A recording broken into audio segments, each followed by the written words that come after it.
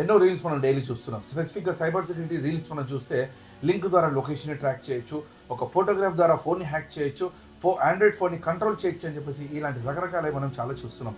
ఒకవేళ ఇది లాజికల్గానే సక్సెస్ అవుతే సైబర్ క్రైమ్ పోలీస్ డిపార్ట్మెంట్ వాళ్ళు మాలాంటి ఎక్స్పర్ట్స్ తోటి ఖచ్చితంగా ఇలాంటి మేము టెక్నాలజీ వాడుతున్నాయి కదా, కాకపోతే ఇవి వర్కౌట్ అవ్వవు. ఎందుకంటే దీన్ని హ్యాకింగ్ అని పిలవరు, దీన్ని సోషల్ ఇంజనీరింగ్ అటాక్ అని పిలుస్తారు.